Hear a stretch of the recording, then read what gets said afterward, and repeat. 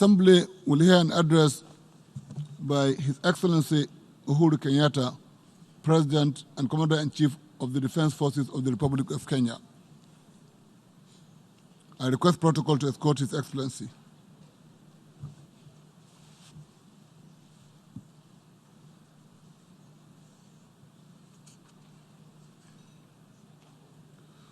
On behalf of the General Assembly, I have the honor to welcome to the United Nations His Excellency Uhuru Kenyatta, President and Commander-in-Chief of the Defense Forces of the Republic of Kenya, and to invite him to address the Assembly. Mr. President.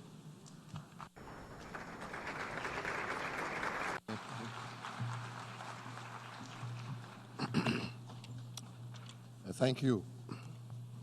The President of the 74th session of the UN General Assembly, Ambassador Tijani Mohamed Bande, Secretary General of the United Nations, Excellencies, distinguished delegates, ladies and gentlemen, I'm indeed delighted to participate in this 74th session of the United Nations General Assembly, and I take this opportunity to congratulate the President of this session, Professor Tijani, a son of Africa and of the Federal Republic of Nigeria. Professor Tijani, you can count on the full support from Kenya.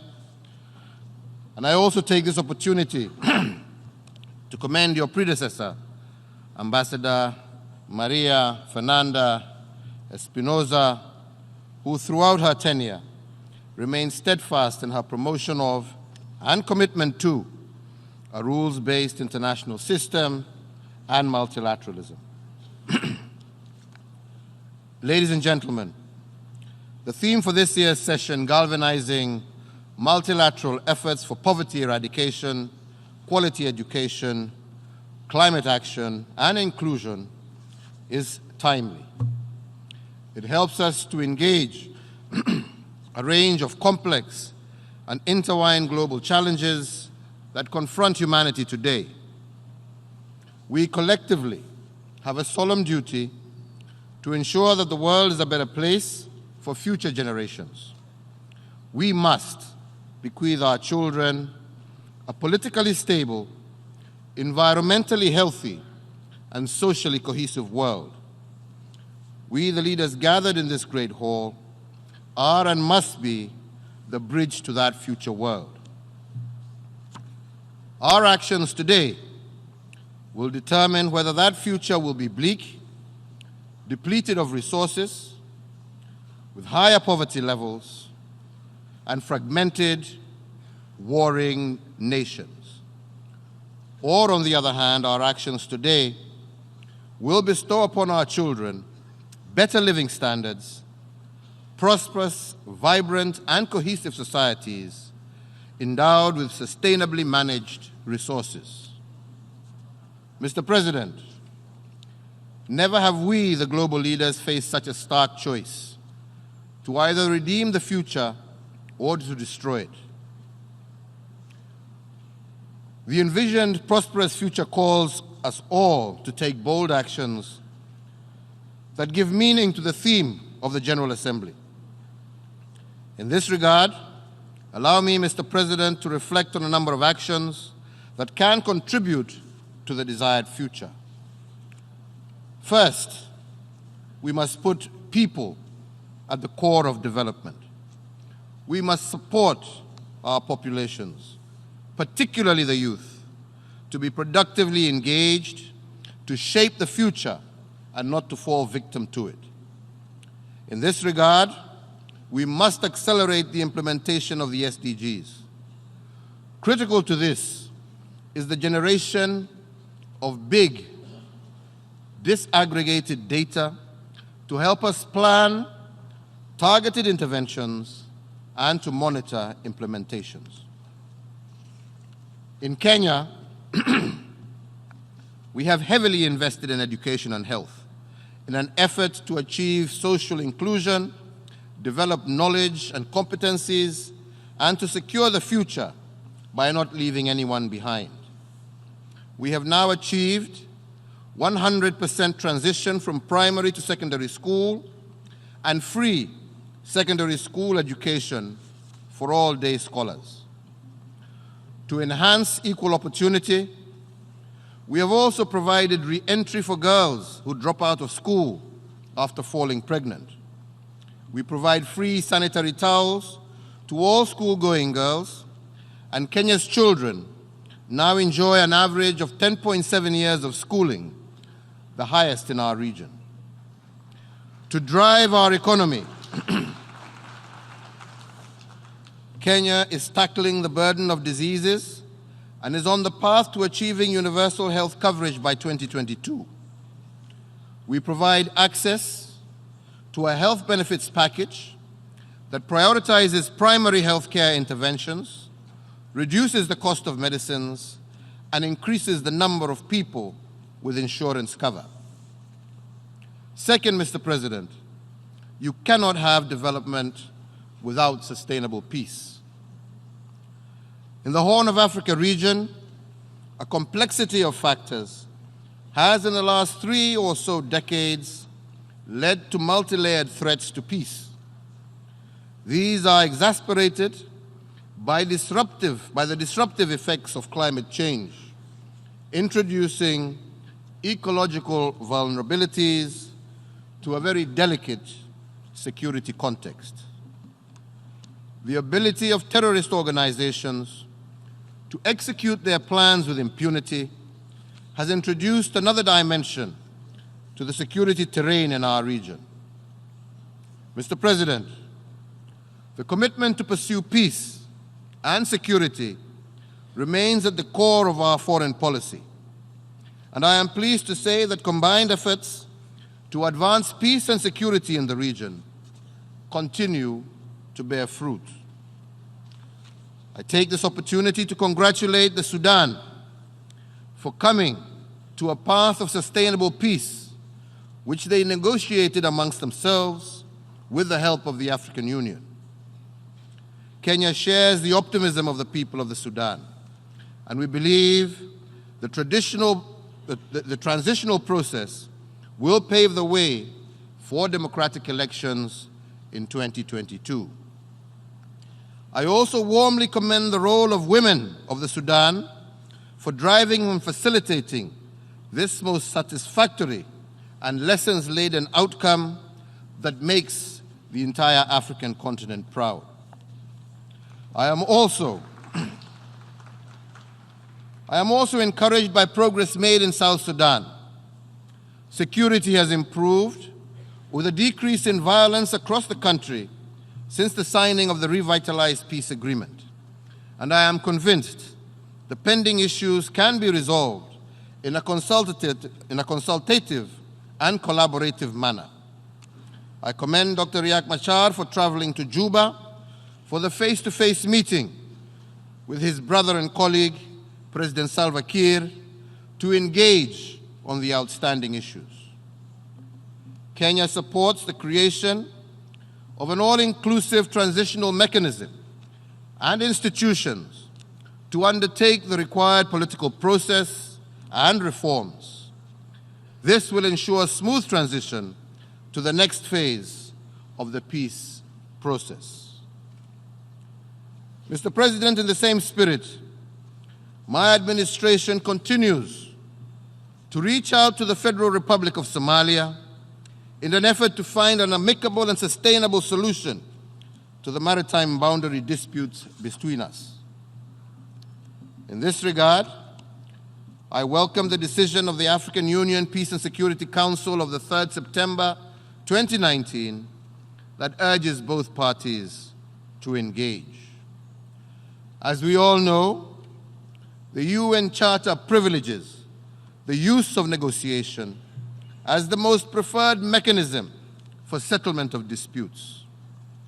Similarly, the United Nations Convention on the Law of the Sea provides for the delimitation of maritime boundaries between states amicably. It is in this normative framework that Kenya calls for the resolution of this dispute through negotiation. And we remain hopeful that the federal government of Somalia will be amenable and committed to the search for a mutually acceptable and sustainable solution to this dispute. Third, Mr. President, we must act together to protect our shared destiny. Pressure from population growth, diminishing resources, and climate change put stress on natural resources such as water, food, arable land, and energy. We leaders must turn to sustainable resource management models to help restore the balance in our ecosystem. I congratulate the Secretary General for convening the Climate Action Summit.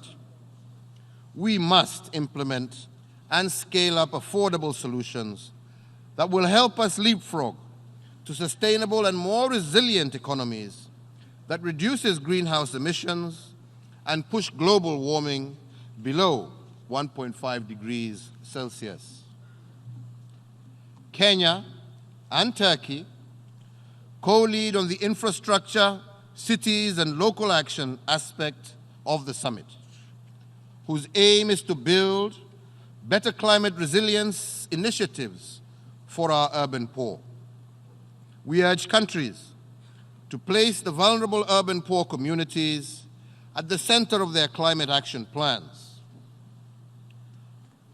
Mr. President, together with 13 other heads of state and government and the Special Envoy for the Ocean, Kenya is a member of the High-Level Panel for Sustainable Ocean Economy that seeks to develop and support solutions for ocean health and wealth in policy, governance, technology, and finance.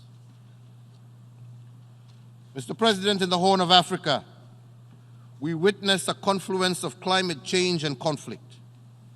Cyclic droughts, pressure, food supply cause competition over land, water, and other resources, and become a driver of conflicts. We welcome the Intergovernmental Panel on Climate Change, the special report on global warming of 1.5 degrees Celsius that points to the urgent actions needed to avert catastrophic global climate change. On its part, Kenya has embarked on programs for sustainable, proactive climate action. We have banned the use of single-use plastics and intensified our national tree planting campaigns in order to restore our water catchment areas.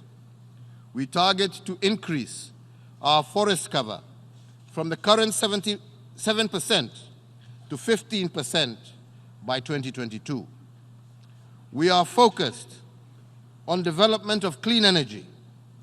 Today, Kenya is among the top 10 global producers of geothermal electricity.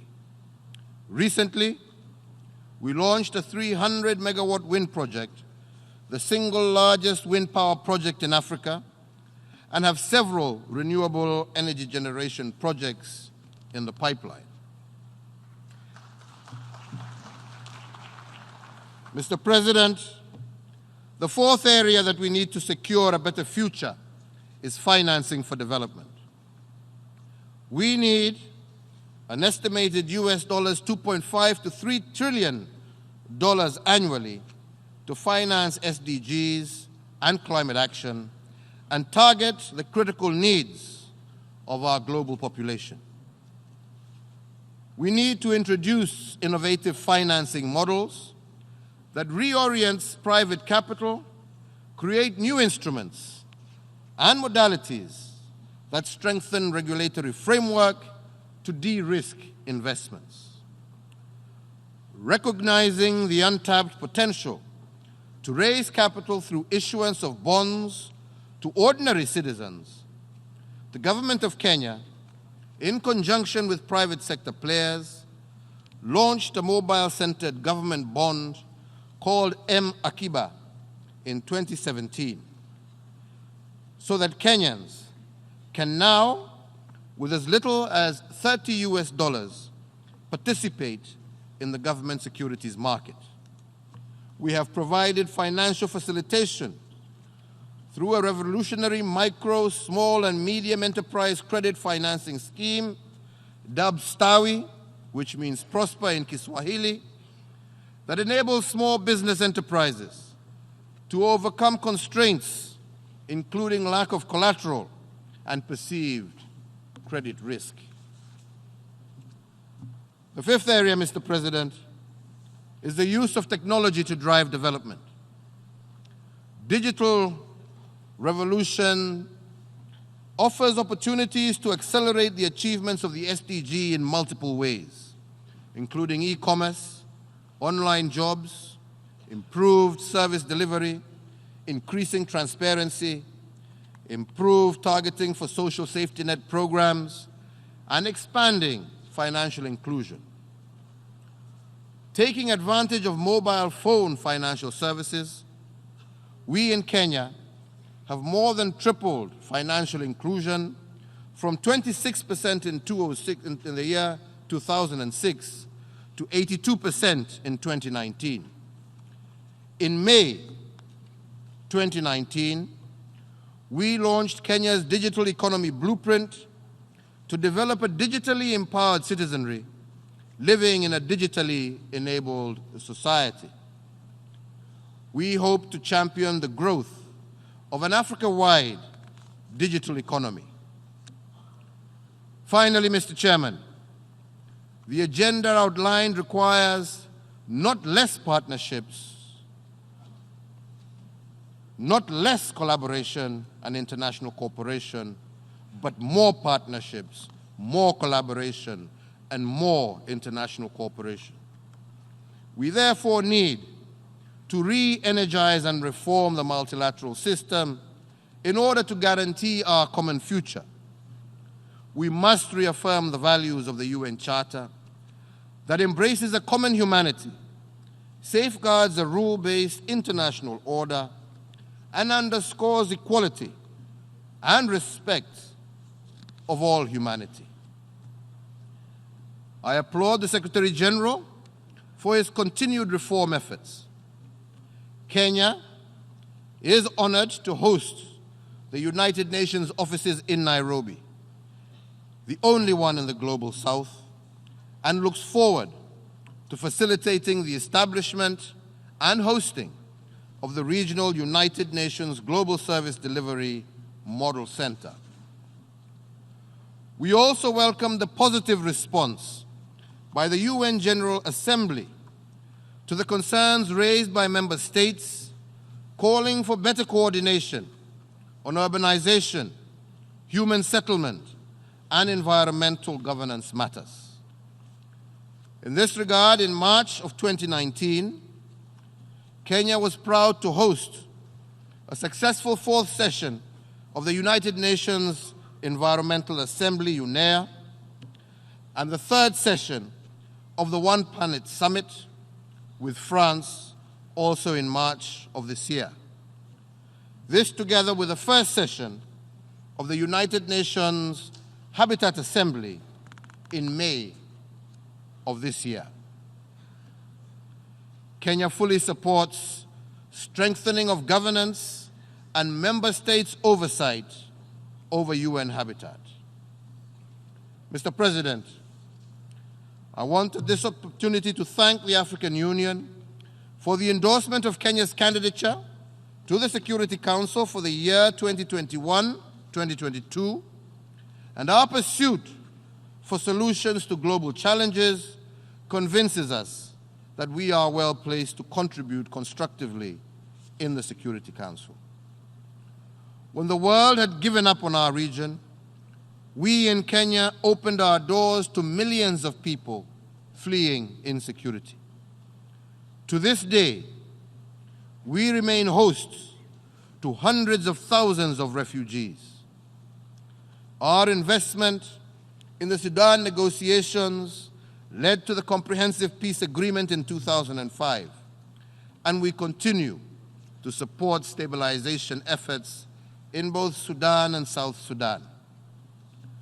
when the world had turned away from Somalia, we engaged and invested in the Eldoret and Baghdadi peace processes that led to the formation and hosting of the transitional national government in Kenya, that ultimately led to the formation of the transitional federal government in Somalia. We have over the years contributed more than 40,000 peacekeepers and engaged in post-conflict reconstruction and development efforts across the world.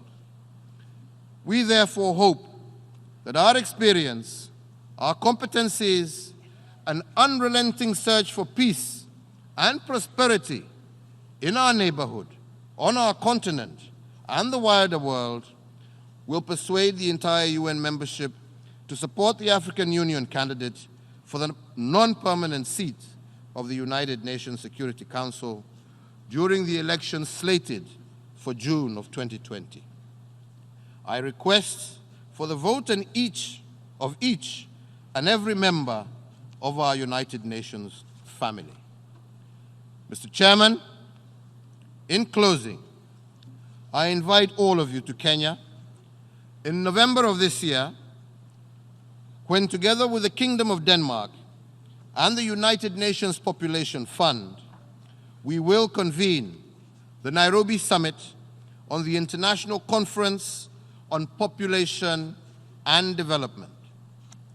This is our opportunity to reaffirm the recognition of people's rights, choices, and well-being as the path to sustainable and integrated development. Our deliberations in Nairobi will undoubtedly further secure our future and shared destiny.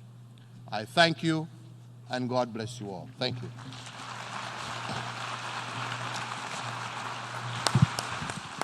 On behalf of the General Assembly, I wish to thank His Excellency Uhuru Kenyatta, President and Commander-in-Chief of the Defense Forces of the Republic of Kenya.